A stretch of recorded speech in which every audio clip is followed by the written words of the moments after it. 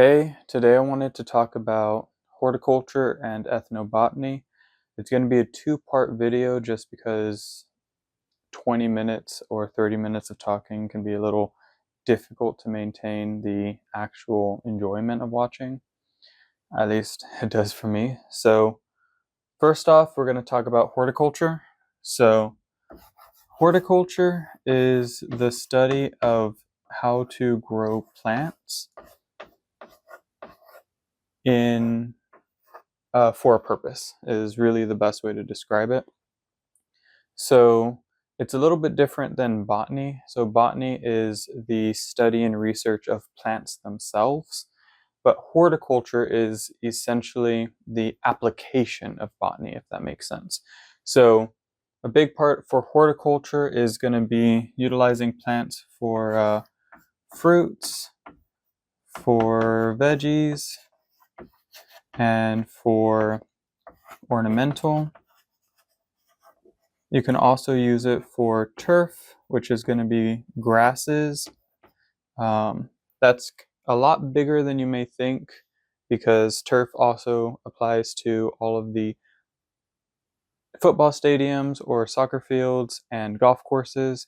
It's all of like residential landscaping is basically turf management. So grass is a little bit larger, but it's specifically low growing grass. There's grasses that we eat, so like most of the grains are going to be grass. If no, actually, I think all of the grains are grasses. Anyways, there's also arboriculture, which is trees. So there's pomiculture, olericulture. I think turf is probably the best way to say that. Arboriculture, ornamental. So there's a bunch of different reasons why you may want to get into horticulture. It's all about the application of growing plants for a reason. So that can also be like medicinal as well. And you can also grow, probably it's going to be under arboriculture, but also growing trees for lumber. You can also grow trees to add to a landscape to offer wind breaks or wind protection. So there's a lot of different reasons why you may want to actually get into horticulture. So one thing I want to bring up is actually the Latin root words of horticulture. So horticulture can be broken down into two words, one of which is hortus, horti, and then the other word is actually, it's actually multiple different words. So the root word is actually colo, and it can be conjugated into cultus and noun variations, which is cultus cultus, which is kind of funny. So anyways, there's the cultus aspect, which can be a verb or it can be a noun. There's also an adjective form of it, which is really interesting.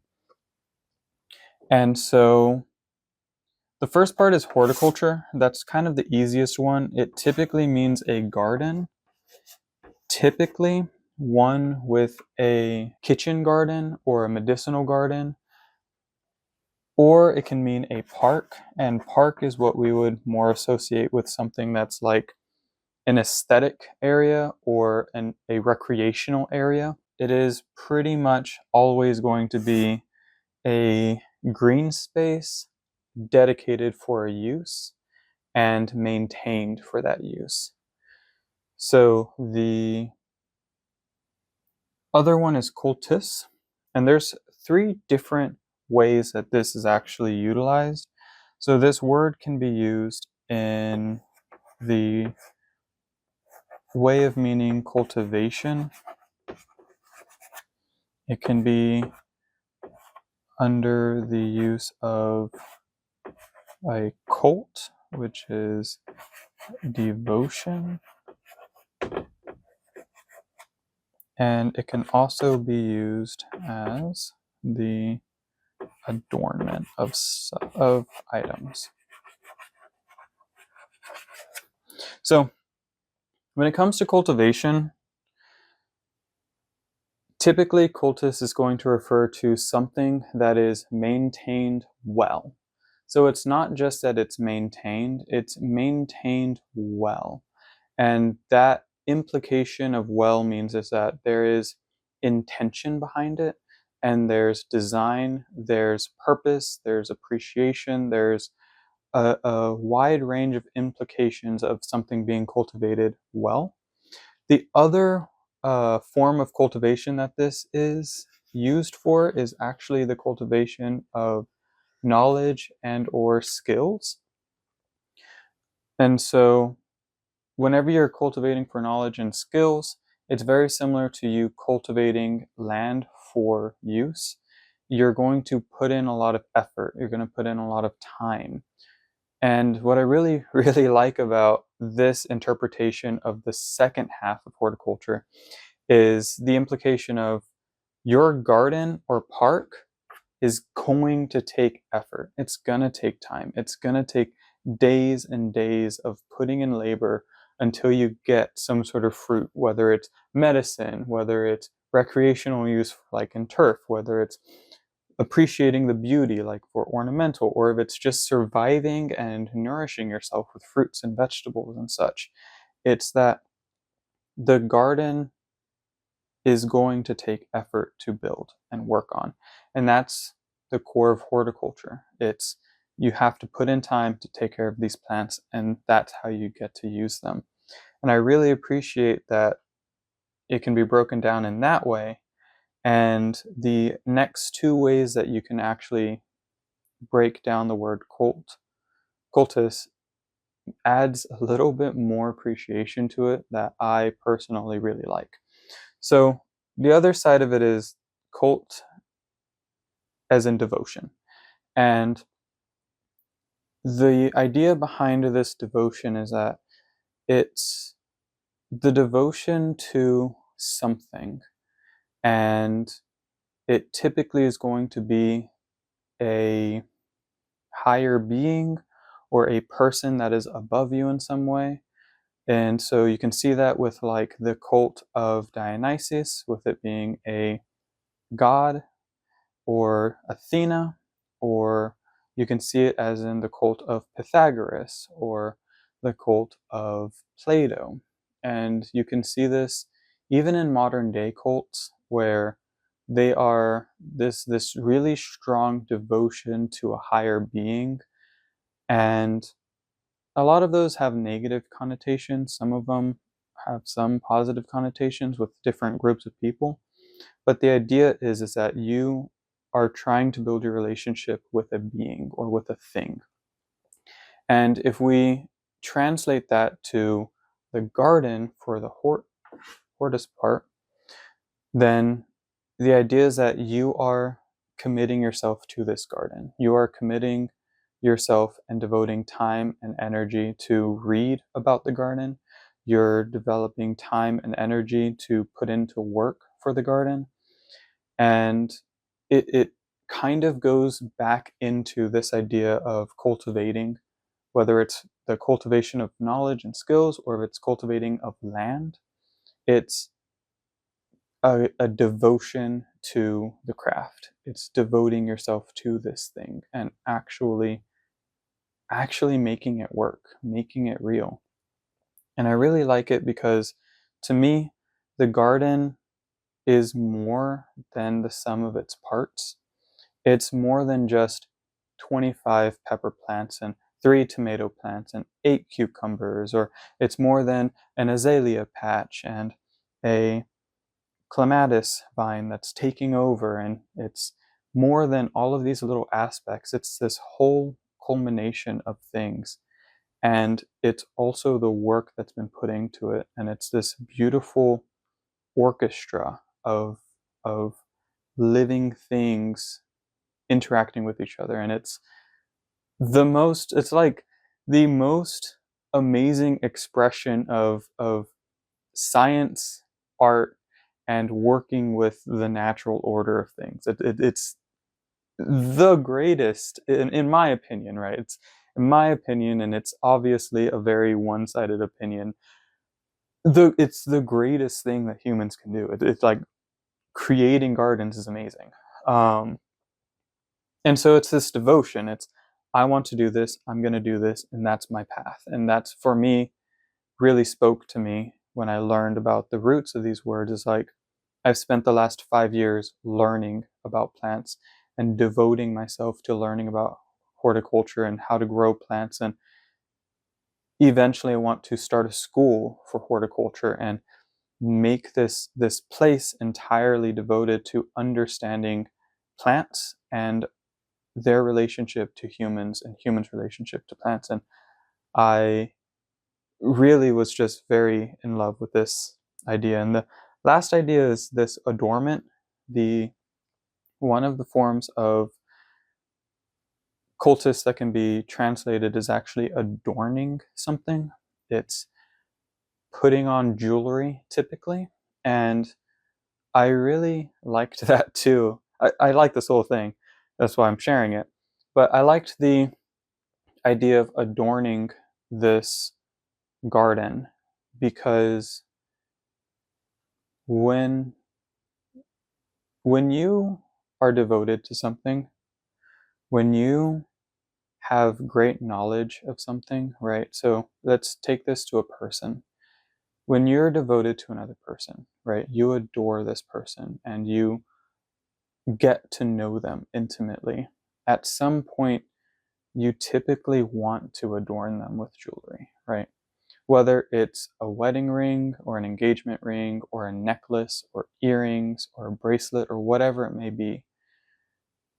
And it's not that the adorning of that person is making them more worth anything.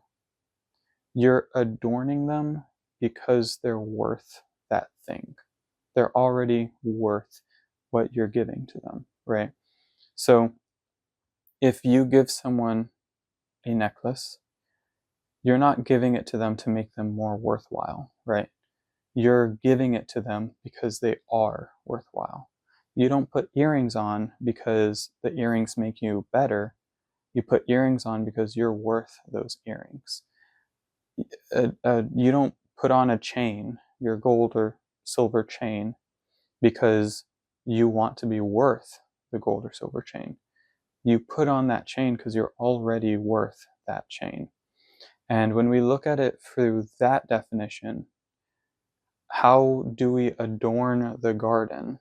And that is every like every gardener's favorite thing is just bringing a new plant that they love.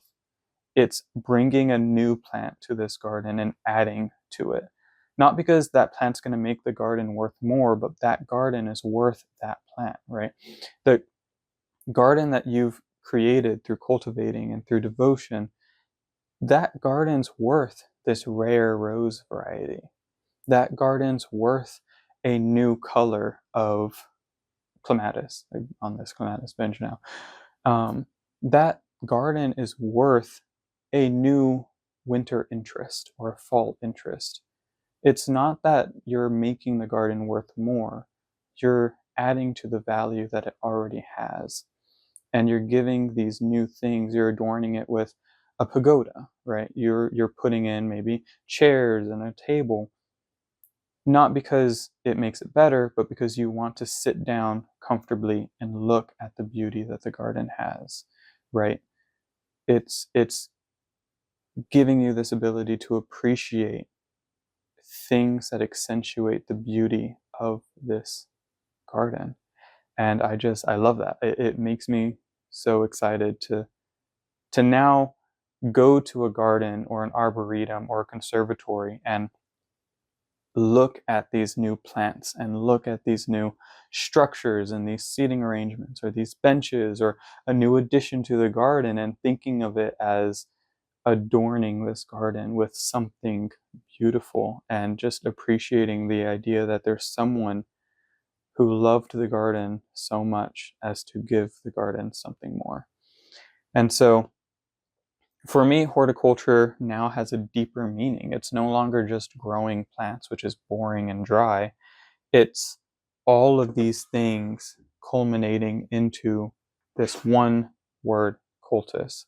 And this cultus is what has created culture. It is what created horticulture. And I just want to share that because it's beautiful and stunning. And I hope that this brings a new lens to other people. I hope that you enjoying this video are able to look at this and think about horticulture not just as plants or some weird guy with a funny hat that always has mud on his clothes digging through the ground and whatnot.